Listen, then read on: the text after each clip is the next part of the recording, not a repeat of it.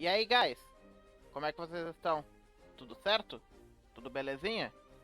Hoje eu tô finalmente trazendo o meu top 10 cartas aí do Shadowverse Worlds Beyond aí do pack de lançamento, né? O Legends Rise. Depois de experimentar aí as ranqueadas do jogo por um tempo legal, já tô com quase 100 horas de jogo. Amanhã vai fazer 3 semanas que ele lançou. Em breve já tá saindo a expansão. Eu devia ter feito esse vídeo aí antes, mas finalmente tô trazendo aí minhas impressões aí. Rapaz, eu tô classificando como top 10 no sentido de serem cartas que têm o potencial de definirem o meta, né? De serem cartas que alteram a forma que você tenta jogar o seu deck em específico para poder combater quando você tá jogando contra. E é nesse sentido, tá? Então, sem maiores delongas, vamos lá. Começando já pelo que tá na tela aí, né? 10º lugar, vou estar deixando aí a barata, o Killer Rhinoceros. Essas cartas que eu vou comentar aqui, incluindo o Rhinoceros também, eu comentei sobre elas nos vídeos específicos dos decks que elas pertencem, né? Eu tô usando todas elas nas listas lá que eu fiz. E, bem, a barata não tem muito o que explicar, né? Acho que todo mundo que tá jogando o jogo aí já tomou insta-kill desse troço. Quando você tá jogando contra um cara de Forest Craft, você pode estar com a vida cheia, que você vai ficar com medo por causa dessa carta aqui em específico, que é bem simples, né? Ela tem Storm e para cada contador de combo que tem no turno, é... ela ganha mais ataque, né? Então, não tem muito segredo, né? O cara que tá jogando lá de Forest vai te combar e vai jogar essa barata, vai te bater, vai voltar lá pra mão, vai descer lá no campo de novo, vai te bater de novo depois de jogar um monte de carta e te matar. É basicamente isso. Se você chegar no turno 8 ou 9 jogando contra um maluco de Forest Craft, você pode saber que você vai. Se você não ganhar naquele turno, você vai perder pra esse troço aqui. Então, tô deixando ele aqui em 10º, né? Indo pra nona colocação, a gente tem uma outra carta de Forest Craft que eu coloquei um rank acima, que é a Godwood Staff. Eu fiquei um pouco em dúvida entre qual que eu ia colocar em nono, se eu colocava a barata ou se eu colocava o Godwood Staff. Mas eu tô colocando o Godwood Staff porque. Porque é simples. Primeiro porque é quebrado, né? Óbvio. Mas o que ele faz? Toda vez que você chega em combo 3, que é muito fácil, você compra uma carta no final do seu turno. Isso aqui é o motor que vai fazer o deck de Forest Craft funcionar. E você pode dar engage, né, nesse amuleto, aí ele é destruído. E você seleciona uma carta que tá no campo, né, um follower seu, ou uma outra carta que seja, e retorna ela pra mão. Ou seja, isso aqui comba diretamente com a barata. Por que eu coloquei o Godwood Staff acima? Porque o Godwood Staff vai funcionar em qualquer tipo de deck existente de Forest Craft. Eu não vejo isso aqui saindo do deck de Forest Craft. E a barata meio que depende um pouco disso também pra funcionar. Então a barata necessita de algumas outras cartas que façam ela dar bounce de volta pra mão. E o Godwood Staff funciona sozinho. Então, no jogo ainda não tem cartas que destroem amuletos, tá? Mas eu tenho certeza que a partir do momento que sair as cartas que destroem amuletos, esse aqui vai ser um dos amuletos que todo mundo vai tentar destruir, porque é muita vantagem. E você destruir esse amuleto pro cara que tá jogando de Forest Craft ter que gastar o tempo, né? O ritmo dele pra jogar outro desse aqui, que é custo 3. parece bastante importante. Isso pode te comprar um pouco de tempo pra você tentar não morrer tão rápido pra barato, ou seja lá qual que seja outra condição de vitória. Mas eu vejo isso aqui rodando, como eu disse, em qualquer deck de Forest, né? Agora a gente vai pra oitava posição, a gente vai trocar o Craft aqui, né? Vamos pra Runecraft e tá aqui. Storm Blast. Sim, você pode até estranhar Storm Blast na oitava posição. E sim, eu acho Storm Blast mais meta-defining do que a Godwood Staff e o Rhinocerote. Basicamente porque... O que ela faz? Ela é um spell, né, de Runecraft. E ela diz, X começa em 2. E quando recebe um spell boost, aumenta o X em 1. Selecione um seguidor do oponente no campo e dê X de dano. O X já começa em 2.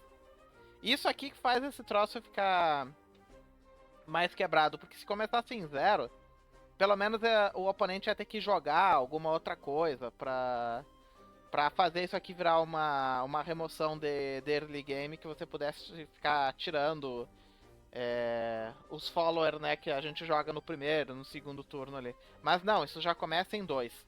E se ele ficar com isso na mão, eu já vi Storm Blast dando 20 de dano. É um negócio ridículo. Vira um removal que custa 1 somente. E como ele é um spell, você vai jogar isso aqui e ele ainda vai dar spell boost na sua mão. Esse troço é bom em qualquer estágio do jogo. Como eu disse, isso aqui ficar na sua mão, isso aqui vira um removal de 1 de custo. Sendo que os removal genérico dos outros crafts e o Divine Thunder, por exemplo, que é o removal neutro, é custo 4. Claro que eles têm alguns outros efeitos e tudo mais, mas o efeito desse aqui, por exemplo, é dar Spell Boost na sua mão. Então vai junto com a mecânica específica do deck. Não tem counterplay pra isso aqui.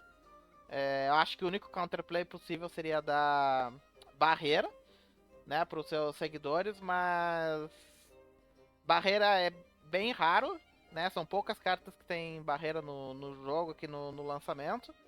Quanto mais barreira de custo baixo, assim, não existe. Então, pra mim, conjunto desses efeitos simples aqui, faz Storm Blast ficar em oitavo. Pra sétima posição a gente vai trocar de craft aqui de novo. A gente vai pra Sylvia, a Garden Executioner do Portalcraft. Essa carta não tem o direito de existir em Portalcraft, mas ela existe, então ela tá aqui. É a 655, quando você joga ela, você seleciona um dos modos, né? Ou você compra 2 cartas, ou você recupera 4 de vida. E se você der Evolve, você pode destruir um seguidor inimigo no campo. E se você der Super Evolve nela, seleciona 2, pode destruir 2. Então, cara, essa carta é uma mini Cerberus pra Portal, na minha opinião. Ela faz de tudo um pouco. Ela pode curar, ela pode comprar carta e ela tem removal. E os atributos dela são bons, é 5/5. Se você der Evolve, vai pra 7/7, e o Super Evolve vai pra 8/8. Então, ela faz tudo, ela consegue counterar tudo que Portalcraft talvez sofreria, né? Se você estiver jogando com Artifact, você vai jogar com ela. Se você estiver jogando de Puppet, você vai jogar com ela. Se você tiver dificuldade para remover coisas do campo, você vai jogar ela. Se você precisar curar, porque o oponente está sendo muito agressivo e você quer ficar acima da linha de letal dele, você vai curar. Se o oponente estiver jogando devagar, você vai comprar carta e você vai criar vantagem porque você está comprando mais carta. Tá acelerando as opções que você tem disponível, então... Isso aqui parece uma carta de Ravencraft colocada dentro do deck de portal. É absurdo. Não tem muito o que dizer. Como vocês podem notar, é a gama de efeitos diferentes para situações diferentes. É muito difícil chegar no turno 6 e você não querer jogar ela, a menos que você esteja guardando ela pra counterar, por exemplo, uma forte ou alguma coisa assim estiver jogando contra Dragoncraft, por exemplo. Mas na maioria das vezes você vai querer jogar ela no turno 6. Agora pra sexta posição, a gente vai pra carta que tá aqui quase do lado dela, que é a Aloete, a Doomright Ward. Claro que você só vai enxergar ela quando o oponente estiver jogando de Artifact. E não é sempre que você vai encontrar isso. Tem muitas vezes que você vai encontrar o cara jogando de Puppet também, aí você não vai ver ela. Mas pra Artifact, cara, ela é muito versátil. Ela é quase tão versátil quanto a Sylvia. Ela faz um pouco menos de coisa, um pouquinho menos eficiente. Mas eu coloquei ela aqui porque ela tem a possibilidade de dar dano direto. Ela tem a possibilidade de limpar o campo de formas diferentes. Pode ser com o Striker Artifact ou com a peça do Gundam aqui, né? Que dá 13 de dano na board inteira. Ela pode curar com a cabeça aqui do Gundam, né? Quando você joga ela, ela já vai te dar 2 engrenagens, né? Então se você quiser fazer qualquer outra peça dessas aqui, antes de chegar no turno 5, você só precisa ter gerado outras 2, né? Que aí você pode, com 4 engrenagens, só pode fazer qualquer uma dessas das peças aqui do Gundam. E cara, como eu disse, é um turno antes, né? No turno 5, existem poucas respostas que podem ser dadas pra Aloete mais uma peça de Gundam dessas aqui. Seja a que dá dano direto, a que cura, ou a que dá dano na board, né? Que elimina os Polar adversários dando 3 de dano. Então, assim, você vai arrancar a resposta do oponente com ela. Ela tem uma statline boa também, né? Custo 5, 2, 4. Mas com Evolve, que você vai jogar ela com Evolve, não tem motivo pra jogar ela se não for pra usar o efeito de Evolve, vai ficar um 4-6, então ela consegue trocar em alguma coisa com a ajuda do Artifact que ela colocar no campo, né? E ela vai ficar viva, porque ela vai ficar com bastante vida na troca. Então, como eu disse, vai arrancar mais recurso do oponente, provavelmente, do que você gastou, que seria um Evolve. Você tá dando Evolve e arrancando coisas do cara e progredindo a sua condição de vitória, né? Que é produzir os artifacts para fazer ou o Gundam, ou para fazer várias vezes um aqui em específico que você queira, né? Existe a possibilidade também de você jogar ela no turno 4, se você estiver indo de segundo usando o Playpoint Extra, uma jogada mais forte ainda. Então, por conta disso, por causa dela fazer esse monte de efeito diverso, que, claro, aí vai exigir um pouco da habilidade do jogador, mas sendo usado de maneira otimizada, né? Um monte de efeito diverso e a possibilidade de vir um turno antes, eu coloquei ela acima da Sylvia aí na sexta posição. Indo para outro craft de novo, a gente vai pegar aqui a quinta posição, a Malha, Lucksteel Paladin. E é bem simples, né? 8-6-6. Quando ela entra no campo, ela invoca 4 cópias desse cara aqui, Steelclad Knight. Ou seja, ela vai lotar o campo, porque é ela e mais 4, então ocupa já os 5 espaços do campo. E toda vez que um seguidor aliado entra no campo, ele ganha mais 1 de ataque. Então esses caras aqui vão vir 3-2, todos eles. Rush e Ward. Então, assim, ela só não cura, né? Porque, meu Deus do céu, se você der um Evolve nela e ainda matar alguma coisa no campo, você vai ter 5 cartas atacando, 5 seguidores atacando. Então ela pode limpar, ela enche o campo de Ward. Jogar ela defensivamente também é uma boa. Se o campo entrou neutro no turno 8 e é a sua vez, joga ela e deixa o oponente gastar os recursos dele pra limpar. Porque se ele não limpar esse campo, e é muito difícil limpar, ele vai tomar uma porrada gigante, né? Então, O power play do turno 8 de Zord eu acho muito muito imponente. Então por conta disso que eu coloquei a Malha aí na quinta posição. Ela é simples, mas ela é muito boa no que ela faz. Na quarta posição a gente vai voltar pra Rune. A gente vai falar aqui do Sr. Kwon, né? Fivefold Master. Ele é um pouquinho complicado de explicar, mas em essência o efeito dele é bem simples.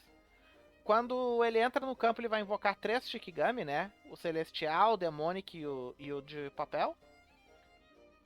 Cadê o Celestial? Aqui, ó. Celestial, tem o Ward, quando ele morre dá Spell Boost na sua mão 3 vezes. O Demonic, ele tem o Rush, quando ele morre ele dá Spell Boost na sua mão. E o papel, ele também tem Rush, Touchline um pouquinho menor. E dá Spell Boost na sua mão também. E quando você dá Super Evolve no Kwon, você escolhe um dos seus seguidores em campo, né? Provavelmente vai ser o Celestial, que tem mais ataque, pra ele ganhar Storm. Aí, normalmente no turno do Kwon você vai dar 5 de dano no cara, porque você vai usar o Kwon pra bater em alguma coisa, vai dar o ping de 1 de dano por causa do Super Evolve, vai dar a Storm pro Celestial, o Celestial vai atacar direto e você vai usar o Demonic e o de papel pra limpar coisinhas no campo também. E se você jogar o Kwon com Enhance no turno 10 de custo, ele vai invocar os 3 Shikigami, vai destruir eles, e aí vai invocar o Noble Shikigami, que é um 10/1/1, só que ele ganha ataque para todos os... ele ganha ataque e vida, igual a soma dos atributos de todos os Shikigamis aí destruídos, né? Então como o Kwon invoca e destrói e depois chama o Noble, ele soma aqui, ó, 4, 3 e 2, com 1 de ataque que o Noble já tem, vai ficar 10. E aqui 5, 3, 1 e 1 vai dar 10 também. Ele vai virar um 10/10 com o Ard e com o Aura. Aí você dá Super Evolve no Kwon, dá Storm pra ele e do nada você tem um seguidor com o Ard, Aura e Storm de 10 de ataque. É um pouco mais difícil dessa jogada acontecer, mas eu já peguei ela acontecendo bastante vezes na ranqueada. É mais normal o pessoal jogar ele custo 7 mesmo. Mas é um power play gigante, porque você tem que lembrar o seguinte, pessoal.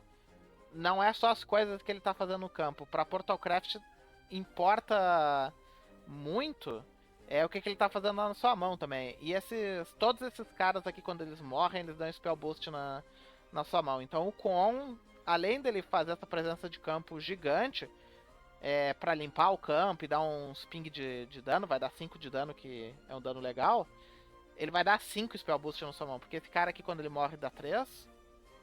Esse cara aqui, quando ele morre, dá 1. E esse cara aqui, quando morre, ele dá 1 também. Então dá 5 Spell Boost pra você ficar jogando aí outras coisas, né? Jogar. Só ele já tira 5 de custo da Dimension Climb. Fora as outras coisas que você fez antes de você chegar no turno 7, né? Então, por conta disso, ele tá aqui na quarta posição. Agora, top 3, hein? Top 3 a gente vai voltar pra Portal. E vai ser um pouco, talvez seja um pouco controverso, mas aqui na terceira posição eu coloquei a Orcs. Muita gente diria que ela é a carta mais forte do jogo, ou a segunda, eu coloquei ela como terceira. Tem duas cartas que são mais fortes que ela, são mais meta Warping do que ela. Mas não dá pra negar, essa carta é absurda demais. Quando ela entra no campo, ela invoca um Lloyd, né? Então ela por si só é um 5/5, custo 8. E ela invoca o Lloyd, que é 1/6, ele tem o Ward. E ele tem um outro... Ele tem um outro efeito que o oponente não pode selecionar outras cartas que não sejam ele como alvo de habilidades, né? Então ele é o summon da Orcs aqui, que entra para proteger não só ela, mas protege o teu campo todo. E da parte dela, toda vez que um boneco, um puppetry, né, entra no campo, ele ganha Storm e Bane. Então, o Lloyd tem o trait aqui de puppetry, né, porque ele é um boneco. E ele ganha Storm, então ele pode bater direto, e Bane, então ele pode bater em outra coisa e matá-la instantaneamente. Se você der Super Evolve na Orcs, ela vai invocar duas Enhanced Puppet, que também vão ganhar, por serem bonecos, elas vão ganhar o Storm e o Bane. E ela é super versátil, então você vai dar Super Evolve, ela vai ficar 8/8, ela vai matar alguma coisa no campo, e você pode daí usar os bonecos pra bater direto, pra matar coisa no campo. Aí vai do seu gosto. Se você estiver jogando em Artifact, você vai rodar Orcs, porque é a melhor jogada turno 8 que você pode fazer, mesmo que a Halmia exista. Você vai querer jogar Orcs pra pressionar o oponente. Em Puppet ela é ainda mais forte, porque você provavelmente vai ter outros bonecos na mão. E você pode jogar ela, depois jogar os bonecos da mão, matar as coisas no campo, depois dar Super Evolve e ir pro total dano. Ela por si só vai tirar metade da vida do seu oponente na maioria das vezes. Porque ela, com Super Evolve, já é o ping de 1 de dano, o Lloyd vai dar mais 1 de dano, já dá 2. E os dois Enhanced de Puppet que dão 6, isso dá um 8 de dano. Se você jogar mais alguns bonecos, se forem os bonecos bufados ainda, vai dar mais dano. É fácil aí de dar 10 de dano com ela. Então, às vezes você tá jogando, tá lá com 20 de vida, achando que tá de boa. Turno 8 desce uma orc cheia de boneco bufado e começa a te matar. Então. E se você tomar duas, então nem se fala, né? Então, por essa versatilidade de efeitos de limpar campo e dar dano tudo ao mesmo tempo, e ter o Summon aqui, né? Que countera muita coisa por ter 6 de vida, e o Bane, eu coloquei ela aí em terceiro. Aí você se pergunta, o que é mais forte que a Orcs, então, na minha opinião, né? Então a gente vai pra segunda posição e vocês pasmem, a Beastcraft Cerberus. E sim, Cerberus carrega a Beastcraft nas costas. Não é incomum vocês tomarem uma Cerberus jogando contra a Beastcraft e o cara voltar pro jogo só por causa dessa carta. Dele tá quase morrendo e voltar. O deck não ser tão forte não significa que a Cerberus não é quebrada, tá? Inclusive, a Beastcraft é um deck que eu acho que... Spoiler aí do próximo vídeo, né? Que eu acho que vai estar numa posição muito boa para se tornar meta se ele ganhar um pouquinho de um empurrão certo em algum outro ponto do jogo, tipo early game ou mid game, ele ganhar um empurrão certo com uma carta bem forte, ele entra como um dos melhores decks do meta fácil por causa da Cerberus. Mas, basicamente, o que ela faz? Quando ela entra em campo, ela vai invocar a Mimi e o Coco. A Mimi tem Rush. Quando ela morre, dá 2 de dano no líder do oponente. E Coco também tem Rush. E quando ele morre, ele recupera 2 de vida pro seu líder. Com Necromancy 6, a Cerberus dá mais 2 de ataque pra eles dois. Então fica mais fácil eles limparem coisas no campo. E certamente você vai jogar ela com Necromancia 6, porque turno 8 você já vai ter um monte de sombra pra consumir e fazer Necromancia. E se você der Super Evolve nela, ela dá Reanimate 1. Então ela vai trazer aleatoriamente ou Mimi ou Coco depois que eles morrerem. Aí você pode fazer a seguinte jogada. Você joga... Se você quer dar dano no oponente, joga ela, faz a Mimi se matar em algum oponente, ela vai morrer, vai dar 2 de dano. Aí você vai dar Super Evolve na Cerberus, o Cerberus vai trazer 2 Mimi de volta, porque só vai ter ela na pool ali pra dar Reanimate.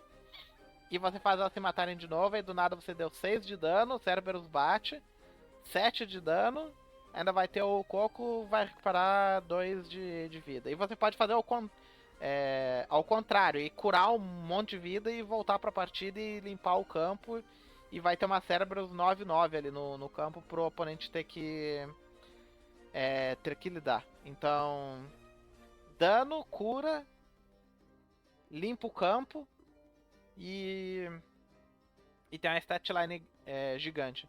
Então, como eu disse, não é incomum o cara voltar pro jogo porque curou um monte e saiu da tua linha de letal. Então, aqui eu deixo a Cerberus na segunda posição. E primeira posição, né? Essas duas aqui. Anne, Grea, Mysterium Duo. Você pode estar pensando, ué, mas ela não é tão forte assim. Eu tomo várias delas durante a partida. Durante as partidas, né? E sempre passa do turno dela. O problema, pessoal, é o efeito que ela causa na partida. Porque, tudo bem. Rune fica segurando até o turno que consegue jogar ela. Mas essa carta é muito versátil e ela faz muita coisa. Pro turno que ela entra, é o mesmo argumento que eu fiz pra Aloete. Pro turno que ela entra, ela é muito opressora. No turno 5, potencialmente no turno 4, se você estiver indo de segundo e usar a moeda. Mas quando elas entram em campo, elas trazem a invocação da Anne, que é um bicho 5/5, que tem Rush e Ward. Tá certo que ele morre no final do turno do oponente, mas aí ele já fez o que ele tinha que fazer mesmo, né? Então ele pode entrar batendo e o oponente tem que lidar com ele para poder bater nelas. E quando você dá Evolve na Anne e a Grea, seleciona um seguidor do oponente e dá 3 de dano. Ela vai ficar gigante, porque ela vai ficar 6/6. Então, se você jogar ela e der um Evolve, você tem um total de 11 de atributos no campo, que vai ficar 6, né? 6/6 e 5/5. Vai ser 11/11 de atributo no campo. Você vai dar 3 de dano em alguma coisa. Você tem Rush pra bater com isso aqui. A Anne e a Grea vão ganhar Rush também com Evolve, vai bater em outra coisa. Então, potencialmente, você vai matar 3 coisas no campo. Vai ter um Ward. E, como se isso já não fosse bastante, né?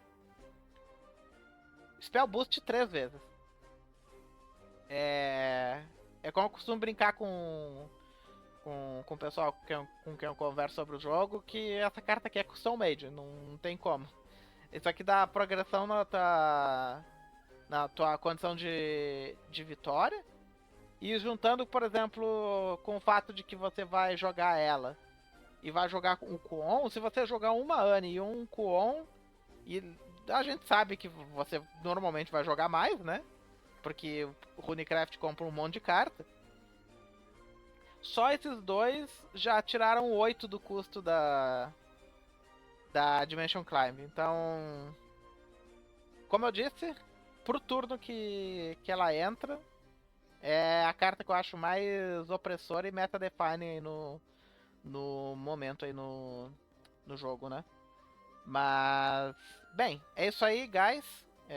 Espero que não tenha sido muito controverso aí as minhas escolhas, mas desde já eu agradeço quem tiver assistido. Esse vídeo ficou bem maior do que eu tava imaginando que seria. Tá gravando aqui, tá dando 28 minutos. Então, quem puder deixar um like aí e se inscrever e comentar também se você concorda ou não aí com a minha lista de top 10, eu agradeço bastante aí. Próximo vídeo deve ser o vídeo do meu top de crafts aí, né? Quais que eu acho que estão mais fortes, quais que eu acho que estão mais fracos. Não deve ser tão grande que nem ficou esse vídeo aqui. Mas é isso. Valeu mais uma vez aí, rapaz. E até a próxima. Fui!